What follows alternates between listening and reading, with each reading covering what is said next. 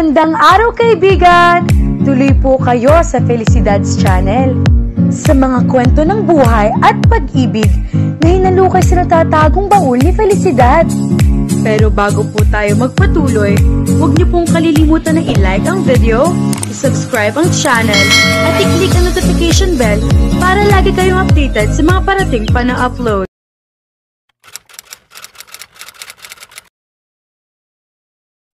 Pagkababa sa SUV ng grupo ng banda ni Nayara ay hindi magkamayaw ang mga fans na karamihan ay babae sa pagtawag sa bawat pangalan ng grupo nila. Bago kasi sila makapunta sa concert hall kung saan kasama sila sa mga banda na magpe-perform para sa isang fundraising project na mini concert, ay madadaan muna nila ang mga hilera ng mga fans na nag-aabang sa magkabilang side ng entrance. Kaya bukod sa red cordon na may security people na nakaantabay doon para siguruhin na walang fans na lalagpas doon. Dahil abala si Yara sa pagbibigay sa mga fans ng autograph at pa-picture kaya hindi niya agad namalayan na nakapasok na sa loob ng stadium sina Nathan at siya na lang ang nasa labas. Ayaw naman niya kasing biguin ang mga fans ng banda nila na nagpunta at naghintay doon sa labas ng stadium para lang hindi nila mabigyan sa hiling ng mga ito.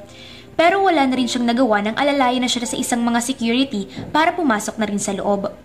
Pero nasa malapit na siya ng entrance nang mapatigil siya nang marinig niya ang pag-iyak ng isang may kabataang babae na mukha na sa huling taon nito ng elementarya kasama ang teenager nitong kapatid na nang-aalo dito. Bakit ka umiiyak? Kasi hindi ko po nalapitan si Nathan.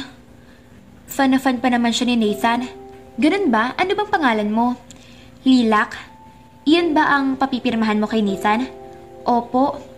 Kumpleto lahat dito mga pictures niya, interviews at lyrics ng mga kanta. Talaga? Sige, sandali lang at babalik ako kaagad. Aniya sa mga ito bago siya tuluyang pumasok sa loob ng stadium. Pagkapasok niya ay mabilis niyang hinanap si Nathan at nakita niyang ini-interview ito ng isang VJ sa isang music video show sa TV. Kaya naman kahit ayaw ni Yara na istorbohin si Nathan sa interview nito, ay pilit niyang hinuhuli ang pansin nito. Anong meron? Halika at sumama ka muna sa akin sandali.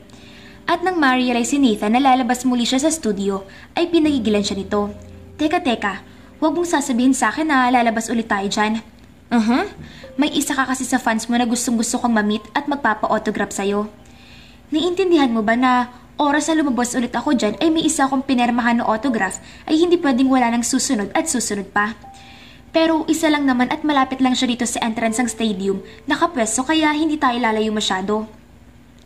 Gusto kitang pagbigyan pero once na lumabas ulit tayo dyan ay siguradong mas magkakagulo sa labas lalo na kapag isa lang sa mga fans ang mapagbibigyan ko ulit ng autograph. Baka ipagtampo pa ng iba yon dahil baka isipin nila na may special treatment ang isa sa kanila na binalikan ko pa talaga. O sige, naiintindihan ko naman ang rason mo. Ako na lang ulit ang babalik sa labas para puntahan ko si Lilac. Halika na nga, sino bang fan ang pupuntahan ko? Bahagyang nagulat si Yara sa biglang pag-akbay sa kanya ni Nathan at napangiti at napatango na lang siya. Kumusta? Ang sabi ni Yara ay may fan raw akong gustong-gusto akong mamit. I never thought na kasing cute mo siya. Anong pangalan mo, cutie? Ako po si Lilac. Lilac, isang magandang pangalan para sa isang cute na batang babaeng tulad mo. Nathan, may dalang scrapbook si Lilac para pirmahan sa'yo. Talaga? Ito nga pala yun. Mukhang kompleto talaga ito mga nakalagay sa scrapbook mo ha. Pati ata yung mga picture na wala akong kopya ay meron ka. Kinukolekta ko talaga mga yan, pati yung sa internet ay piniprint ko. Tingnan mo ito, mukhang may bumubuo ng love team natin. Mukha nga. Bakit kasi kayong dalawa lalo na nang mapakinggan kong interview ninyo sa radyo? Napangiti na lang si Nathan bago pinirmahan ang naturang picture. Here.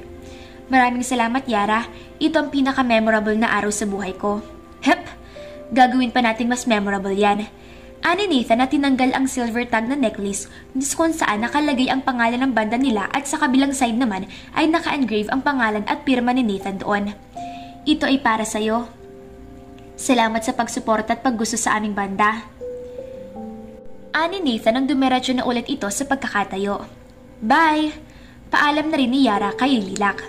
Salamat po, Yara, Nathan. Huwag mo nang banggitin. Nagustuhan ko talagang kausap si Lilac. She's a sweet girl. That's really nice of you. Salamat pa rin dahil nung una akala ko hindi ka na ulit lalabas ng stadium. Anong masasabi ko? Nung unay naiisip ko lang na ayokong magalit at magtampo ka sa akin. Baka kasi pumangit ang pagtugtog mo mamaya. Ang ganda na ng unang sinabi mo kaso sinundan mo pa. Pagdating lang talaga sa banda, ay ayaw mo talagang may sasablay. Ayoko naman talaga magkaroon ka ng sama ng loob. Diyan kasi ang tampo-tampo na yan nag-uumpisa ang hindi pagkakasundo ng mga grupo sa banda kaya hindi sila nagtatagal. Well, hindi mo kailangan mag-alala tungkol doon dahil napasaya mo na si Lilac. At iyon din ang nagpasaya sa iyo. Nauna nang lumabas ng dressing room si Yara matapos siyang ayusan dahil gusto niyang panoorin mula sa backstage ang iba pang mga bandang magpe-perform bago sila. Excuse me, anang tinig lalaki na nakapagpalingon dito kay Yara. At ang nakita niyang taong nakatayo, hindi kalayuan mula sa bandang likuran niya ay isang gwapong lalaki na may spike na buhok. At dahil nakangiti ito sa kanya ay kaya otomatiko na rin siyang napangiti dito. Lalo na't mukhang friendly naman ito. Alam niyang isa rin ito sa miyembro ng ibang banda na nandoon kaya pamilyar ang mukha nito sa kanya. Yes? Tanong ni Yara. Well, ikaw si Yara diba? Ang bagong drummer ng Phoenix? Tumango si Yara. I'm Kent. Ako naman ang drummer ng bandang Green. I see. Narinig kong tumutugtog ang banda mo kanina. Ang ganda niyo tumugtog. Salamat. Sabi ni Kent habang kinakalikot ang isang set ng drumsticks na dala niya. Narinig ko sa radio station ang interview at live performance ninyo. At narinig kong tumugtog ka ng iyong drums. Ang ganda ng tugtugin nyo. Salamat rin. Nice fingerwork. Pero kaya mo ba ito? Aniya na mula sa back pocket niya ay kinuha niya ang drumsticks na nakalagay doon at pagkatapos ay pinaikot niya ang drumsticks sa bawat daliri sa kanyang kanang kamay ng dahan-dahan. Ipinagpatuloy niya ang mabilis sa pag-ikot ng stick hanggang sa ito'y isang ipo-ipo ng oak sa pag-itan ng kanyang mga daliri. Napangisi si Kent at tila tinanggap ang hamon ni Yara. Tinataas ito ng isang bingaw Napataas ang kilay na sabi ni Yara bago ito ginaya at mas lalong binilasan ang pagpapaikot sa mga sticks. Hindi nagtagal ay tila nagkaroon na silang dalawa ng Spin the Stick Challenge. Kaya naman nagsimula na rin silang pagkumpulan ng ibang tao para panoorin sila at pagpustahan kung sinong unang mapapagod sa kanila at hihinto.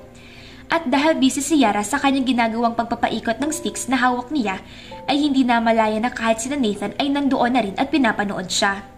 Habang hindi mapigilan ni Yara ang mapangiti, habang mas mabilis niyang iniikot ang mga stick kaysa kay Kent. Halatang nasasarapan siya sa hamon nito.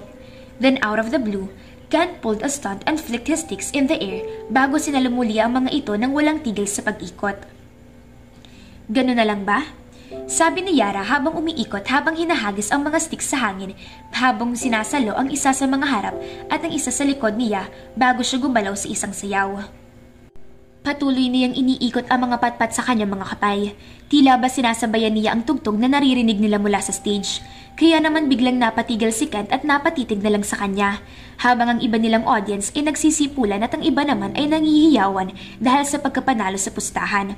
Sa pagtatapos ng tugtog ng bandang nasa stage ay isinabay iyon ni Yara sa pagkatapos rin ng pagpapaikot niya sa kanyang drumsticks. Napahanga mo ko, Yara. Salamat. Napahanga mo rin ako. Sabi ni Yara dito bago niya napansin si Nathan na tila proud na nakangiti sa kanya. So, nandiyan na pala ang boyfriend mo.